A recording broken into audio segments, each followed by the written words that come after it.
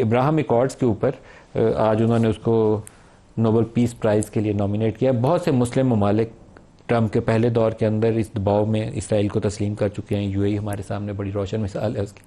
बाकी मुल्कों के ऊपर मुझे लगता है सऊदी अरब से स्टार्ट होकर ये दबाव शिफ्ट होने लगा। क्या देखते हैं आप, कैसे होगा ये सफ़र आगे? जी, सफ़र तो तभी बढ़ेगा अगर 2 स्टेट सोल्यूशन आएगा। तो ये पाकिस्तान की ऑफिशियल 2 रियासती हल है। जब तक वो नहीं आता तो पाकिस्तान, अगर सदर ट्रंप की ज़बान इस्तेमाल कर लें तो पाकिस्तान को इसमें क्या मिलेगा। तो लिहाजा देखिए, अमेरिका की तो पाकिस्तान के साथ एक बहुत देर से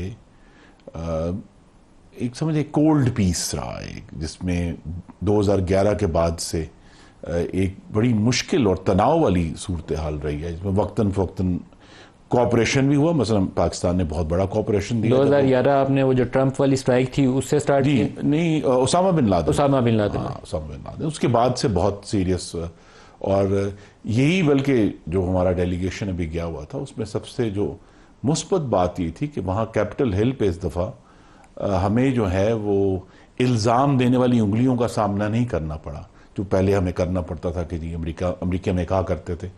मसूद साहब को शायद अंदाज़ा हो कि जी हमने आपको $22 बिलियन दिए, उन्होंने लिख के रखे हुए थे कि $22 बिलियन दिए और पाकिस्तान हमें सपोर्ट नहीं करता, तालिबान को सपोर्ट करता। इस दफ़ा ऐसी कोई बात नहीं थी। अल्हम्दुलिल्लाह पाकिस्तान ने अपनी जिस अस्करी कुव्वत का मुजाहरा किया है, पाकिस्तान को एक एहतराम की नज़र से। आपका जो पहला जुमला है कि तब तक इब्राहिम एकॉर्ड्स के ऊपर कोई बात नहीं हो सकती जब तक 2 स्टेट सोल्यूशन जो है वो नहीं आ जाता, ये हमारी ऑफिशियल पोजीशन है? जी, ये ऑफिशियल पोजीशन है कि जब तक 2 स्टेट सोल्यूशन पर नहीं आते तो पाकिस्तान इसराइल को एक्सेप्ट नहीं कर सकता। फलस्तीनियों को अपनी रियासत। 2 स्टेट सोल्यूशन कैसा, जैसा नेतन्याहू ने कहा है कि सिक्योरिटी हमारे पास रहे? और नहीं, ये नहीं हो सकता जी। ये तो अब हमें ये एक तफसीलात का खेल है आगे, लेकिन फलस्तीनियों को एक खुद मुख्तार रियासत का क़याम जो है, बस ये बड़ी दिलचस्प बात है। और ये कि मसलन गाजा की जो पट्टी है उसके साथ जो इंटरनेशनल समुंदर लग रहा है वो किसकी ज्यूरिस्डिक्शन है?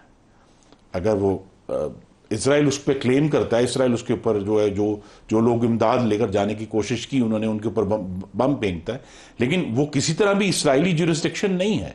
तो लिहाजा ये ज़रूर दुनिया के सामने एक चैलेंज है कि इस मामले को किस तरीके से, इसकी तफसीलात को तय करके, अगर सदर ट्रंप इसमें संजीदा है कि उनको देरपा अमन चाहिए। अगर देरपा अमन नहीं चाहिए तो फिर अगर उन्होंने उजलत की तो मामला कभी भी अमन की तरफ नहीं बढ़ेगा। असल इशू इस सारे जो हम गुफ्तगू कर रहे हैं वो तो यही क्या मशरिक़ वस्ता में इसराइल का दूसरे ममालिक के साथ कोई देरपा अमन कायम हो सकता है या नहीं हो सकता। और उसके लिए ज़रूरी है कि फ़लस्तीनियों को अपनी एक खुद मुख्तार रियासत जो है उसका क़याम अमल में